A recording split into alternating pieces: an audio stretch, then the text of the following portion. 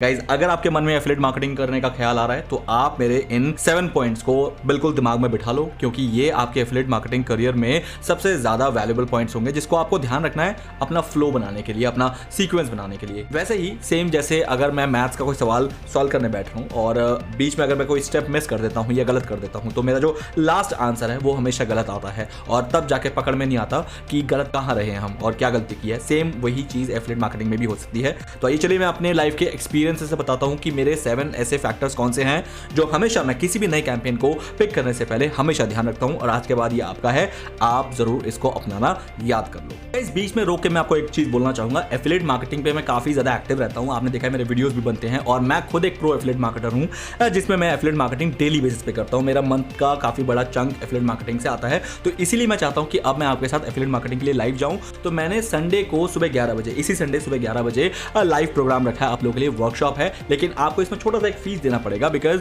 ये एक Google meet पे 101 सेशन होने वाला है। 101 मतलब कि आप मेरे साथ लाइव बात भी कर सकते हैं, तो इसके लिए छोटा सा फीस है 149 रुपीज। अगर आप इच्छुक हैं तो आप मेरे इस वर्कशॉप को जरूर अटेंड कीजिए। इसके अंदर मैं लाइव आप लोगों को सारी चीजें दिखाने वाला हूं और इनफैक्ट मैं आप लोगों से बात भी करूंगा और मैं अपने कुछ ज्यादा सीक्रेट रिवील इसी वर्कशॉप में करने वाला हूं, तो जरूर आप आ सकते हैं। मेरी तरफ से आपका स्वागत है। सो गाइस, अगर आपने अभी तक इस चैनल को सब्सक्राइब नहीं किया जिसमें मैं एफिलिएट मार्केटिंग के कोर आपको अपडेट्स देता हूं और एफिलिएट मार्केटिंग से रिलेटेड बहुत सारे टिप्स एंड टेक्निक्स बताता हूं, तो सब्सक्राइब कर लो बेल आइकन के साथ और लाइक अभी कर दो। तो द पॉइंट नंबर 1 जो आपको ध्यान रखना है, व्हाट इज द प्रोडक्ट। जिस प्रोडक्ट के बारे में आप जानते नहीं है उसका एफिलिएट मार्केटिंग करना बिल्कुल सरासर गलत है।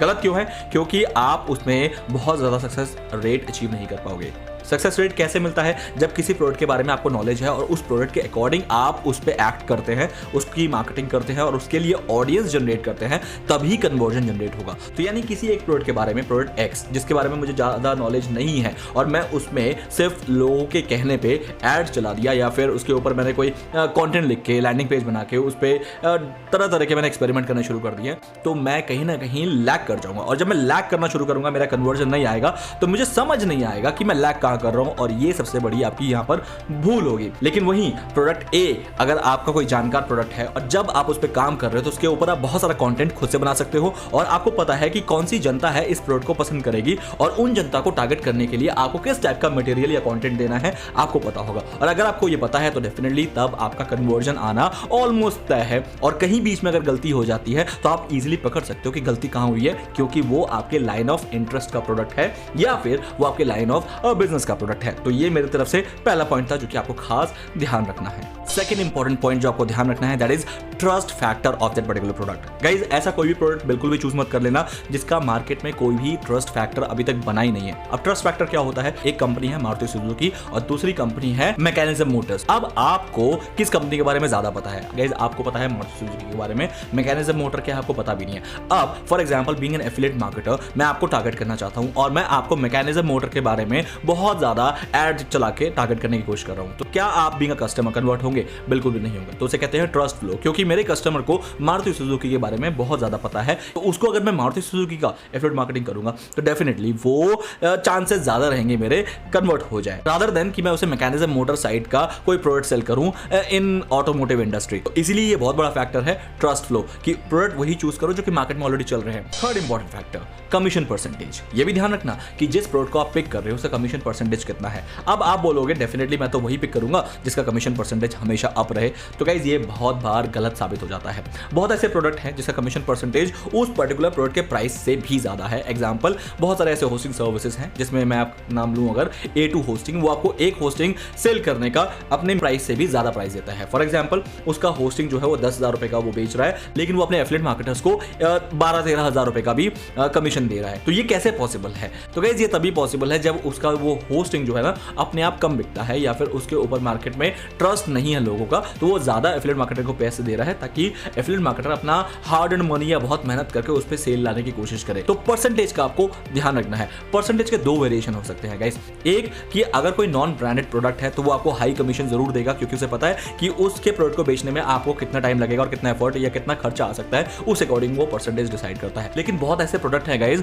जिसका परसेंटेज बहुत कम है लेकिन वो काफी ज्यादा बिकता है, जैसे कि Amazon के प्रोडक्ट्स। तो Amazon आपको कभी भी 9% या 10% ज्यादा पैसा आपको नहीं दिखा होगा कि अपने प्रोडक्ट के ऊपर दे रहा है, क्योंकि Amazon के प्रोडक्ट जो हैं वो बहुत ज़्यादा बिक जाते हैं। अगर आप Amazon के लिए एफिलिएट मार्केटिंग कर रहे हैं तो आपको कभी भी वो 60-70% की जरूरत नहीं पड़ेगी, जो कि 60-70% वाले प्रोडक्ट को अगर आप प्रमोट करते और Amazon का एक साइड में प्रोडक्ट प्रमोट करोगे तो आपको ये दिखेगा कि Amazon के प्रोडक्ट बिक ज़्यादा रहे हैं, जिस वजह से आपको कमीशन ऑलमोस्ट इतना ही मिल रहा है, या कभी कभार इनके 70% के एक सेल जो लाने में जितना आपका कॉस्ट लगता है उस कम कॉस्ट में आपने उतना ही जनरेट कर लिया जिससे ये 70% देता। तो मैं हमेशा उन प्रोडक्ट्स को पिक करता हूं जिन प्रोडक्ट्स का कमीशन रेट डजंट मैटर कि वो ज्यादा है या कम है, लेकिन वो बिकते ज्यादा हैं, लेकिन फिर भी एक फिजिबल रेट होना चाहिए। मेरा एक एवरेज रेट होता है कि मैं Amazon का कोई भी प्रोडक्ट जो 5% से कम है मैं बिल्कुल भी पिक नहीं करता। तो 5% इज द मिनिमम, और मैक्सिमम जो श्रद्धा हो कंपनीज की जो आप मुझे देना चाहें 100% 200% मैं ले लूंगा। फोर्थ इंपॉर्टेंट चीज आपको ध्यान रखनी है जब आप एफिलिएट मार्केटिंग करने के लिए निकलेंगे कि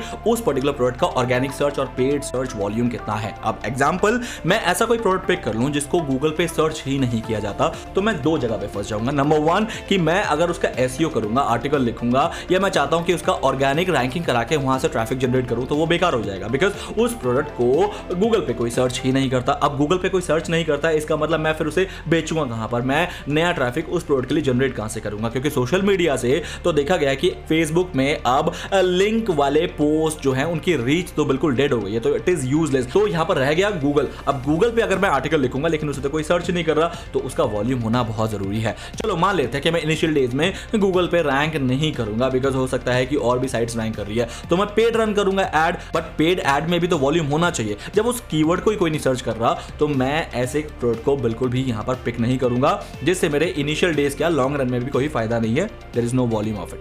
फिफ्थ इंपॉर्टेंट फैक्टर जो आपको यहां पर ध्यान रखना है, that is CPC of ads. अब जैसे फॉर एग्जांपल किसी भी प्रोडक्ट के लिए अगर मैं ऐड चलाऊंगा, अब मान लेते हैं गूगल पे ऐड चला रहा हूं या फेसबुक पे ऐड चला रहा हूं, तो कितने रुपए का एक क्लिक आएगा, ताकि मैं अगर ऐड चला के उस प्रोडक्ट के लिए इनिशियल डेज में अपना ट्रैफिक जनरेट करूं, मुझे उसका प्रॉफिट मार्जिन जो है वो एटलीस्ट मैं बना पाऊं। एग्जांपल के तौर पे गाइस, अगर मैं ऐसा कोई प्रोडक्ट पिक कर रहा हूं जिसका मान लेते हैं एक एवरेज कॉस्ट 1000 रुपीज का है और उसको बेचने के बाद मुझे 200 एज 20% कमीशन मिलेगा, तो 200 रुपीज का अगर मुझे कमीशन मिलेगा और उसका सीपीसी जो है 100 रुपीज है, एक क्लिक का मुझे 100 रुपीज गूगल को या फेसबुक को पे करना पड़ेगा। क्या पता मेरे 5-6 क्लिक के बाद एक सेल आ रही हो, तो अगर 5-6 क्लिक मुझे 100 रुपए का पड़ रहा है, तो 500 रुपए बेचने के बाद मैं एक प्रोडक्ट पे 200 रुपए अर्न कर रहा हूं, तो ये तो घाटे का सौदा हुआ। क्या मुझे ये करना चाहिए? बिल्कुल नहीं करना चाहिए। तो आप सबसे पहले कभी भी किसी प्रोडक्ट को पिक कर रहे हो तो उसका सीपीसी पहले जान लो। गूगल पे जाओ, गूगल के कीवर्ड प्लानर पे जाओ और वहां देखो उसका सीपीसी कितना है। सीपीसी के प्रकार होते हैं, जैसे for example broad match, exact match और फ्रीज मैच। ब्रॉड मैच के सीपीसी देखने की जरूरत नहीं है, आप एग्जैक्ट और फ्रीज मैच के सीपीसी देख लो। और सेकेंडली आपको जो देखना है वो ये देखना है कि टॉप पेज का एक मिनिमम बिड होता है, एक हाई बिड होता है। अब मिनिमम बिड जो होता है उसे बिल्कुल नहीं देखना, आपको देखना है उसका हाई बिड कितना है, कि टॉप पेज पे अगर मैं हाई पे रहूंगा तो उसका बिड कितना रहेगा। और इसके अलावा जो आपको देखना है कि कंपटीशन कितना है। कंपटीशन का आपको खास ध्यान रखना है कि कंपटीशन जितना कम हो उतना आपके लिए बेटर है। फॉर एग्जांपल 1 से लेके 100 का कंपटीशन होता है, 1 is the least, 100 is the maximum. अगर कोई कंपटीशन 20 है तो आप उसके टॉप पेज बिड को कैलकुलेट कर सकते हैं। आप भी आज के बाद जरूर अपना सीपीसी देखने के बाद ही किसी प्रोडक्ट को पिक करें एफिलिएट मार्केटिंग के लिए। 6 इंपॉर्टेंट प्रोडक्ट जिसका मैं खास ध्यान रखता हूं गाइस, दैट इज उस प्रोडक्ट का डेटा अवेलेबल कितना है मार्केट में। अब डेटा क्या है? कंटेंट डेटा, मतलब उसका कंटेंट मुझे मिल जाएगा ना, क्योंकि अब किसी प्रोडक्ट को अगर मैं पिक कर रहा हूं, ये तो फॉर श्योर है कि मुझे उस प्रोडक्ट के बारे में पता होना चाहिए, क्योंकि मैं उसी इंटरेस्ट का प्रोडक्ट पिक कर रहा हूं जिसके बारे में मुझे जानकारी है या फिर मेरे इंडस्ट्री का है। बट स्टिल उसका अगर ज्यादा से ज्यादा डेटा अवेलेबल हुआ मार्केट में, तभी मैं क्या करूंगा, कंटेंट क्यूरेशन कर सकता हूं। मतलब मैं जगह जगह से कंटेंट, मतलब रिसोर्सेस बहुत सारे होंगे जहां से मैं कंटेंट को पिक कर सकता हूं। अब मैं वहां से कंटेंट जब पिक करूंगा तो उस अकॉर्डिंग अब मैं उसको अपने तरीके से लिख सकता हूं, तो मेरा कंटेंट ज्यादा लेंथी भी होगा और हेल्दी भी होगा। और यही दो फैक्टर होते हैं कंटेंट को अच्छा बनाने में। अब फॉर एग्जांपल मैं कोई ऐसा प्रोडक्ट पिक कर लूं जिसके बारे में मुझे पूरे इंटरनेट पे कोई ज्यादा खास कंटेंट ही नहीं मिल रहा, तो मैं उसका मार्केटिंग कैसे करूंगा, क्योंकि उस प्रोडक्ट के ऊपर ना मुझे जानकारी है और ना मैं जानकारी आगे दे पाऊंगा। तो जानकारी जब मैं दे नहीं पाऊंगा, जब मैं इंफॉर्मेशन नहीं दे पाऊंगा अपने ऑडियंस को उस प्रोडक्ट से रिलेटेड, तो मैं उसे कन्वर्ट कैसे करूंगा। तो इस चीज का भी मैं ध्यान रखता हूं जब भी कोई मैं प्रोडक्ट पिक करता हूं। पहले रिसर्च कर लेता हूं कि उसके ऊपर मार्केट में कितना डेटा अवेलेबल है। जिस पे कम डेटा अवेलेबल है मैं खासकर उन प्रोडक्ट्स को छोड़ देता हूं। जिस पे मीडियम रेंज का डेटा अवेलेबल है मैं उनको पिक करता हूं। जिस पे बहुत अवेलेबल है उसकी तो फिर जरूरत नहीं है। तो मीडियम रेंज के जो डेटा होते हैं, जो कि थोड़े बहुत डेटा अवेलेबल है उस पर्टिकुलर प्रोडक्ट से रिलेटेड या उस टाइप के प्रोडक्ट से रिलेटेड, तो तो डेफिनेटली मैं उसको पिक कर लेता हूं। Seventh and last point of this particular session वो होता है गाइस पेमेंट टर्म। किसी भी प्रोडक्ट को पिक करने से पहले उसका पेमेंट टर्म जरूर चेक कर ले। अब पेमेंट टर्म में यहां पर आपको कुछ चीजों का ध्यान रखना है। नंबर 1 चीज कि आपको ये देखना है कि उस पर्टिकुलर प्रोडक्ट का आपको पेमेंट कब मिलेगा। अब क्या होता है, बहुत सारी ऐसी कंपनीज हैं जो 30 डेज का वेटिंग पीरियड रखती है, जो कि होता है फॉर एग्जांपल उस महीने आपने जितना भी सेल किया है उसका वेटिंग पीरियड अगले महीने के 30 दिन तक होता है, क्योंकि वो जो रिफंड पॉलिसी वगैरह होती है, और उसके भी 15 डेज बाद वो आपको पेमेंट रिलीज करती है। तो टेंटेटिवली आपको 2.5 महीने का एक वेटिंग पीरियड वेट करना होता है, और ये खासकर होस्टिंग जैसी कंपनीज के लिए बहुत ज्यादा एप्लीकेबल होता है, जहां पर 30 डेज का रिफंड पॉलिसी होता है। तो एग्जांपल के तौर पे अगर मैंने जनवरी मंथ में कोई सेल किया है तो पूरा जनवरी मंथ का कोई भी सेल का वेटिंग पीरियड पूरा फरवरी मंथ रहेगा, यानी जनवरी मंथ 1 महीना, फरवरी मंथ 2 महीने, और 15 तारीख को नेक्स्ट मार्च के मुझे वो पेमेंट रिलीज की जाएगी, जो कि आते आते इंडिया तक मुझे 4-5 दिन या 6 दिन लग जाता है, अगर कोई फेस्टिव हॉलिडे वगैरह बीच में ना हो। तो पेमेंट टर्म्स का आपको यहाँ ध्यान रखना है। आपको पेमेंट टर्म्स से ये भी ध्यान रखना है कि उनकी रिफंड पॉलिसी क्या है, क्योंकि कभी कभार अगर ऐसा कोई प्रोडक्ट पिक कर रहा हूं जिसके अंदर रिफंड भी काफी ज्यादा आ रहे हैं या फिर आ रहे हैं, तो वो मेरे पे एट्रीब्यूट हो रहे हैं कि मेरी वजह से रिफंड ज्यादा आ रहे हैं, मैंने उनको कोई फेक कमिटमेंट दिया था या फिर मैंने कुछ मिसलीडिंग तरीके से उसको बताया था कि इस प्रोडक्ट पे आपको ये मिलने वाला है, और उस वजह से अगर रिफंड आ रहा है तो गाइज ये बहुत ज्यादा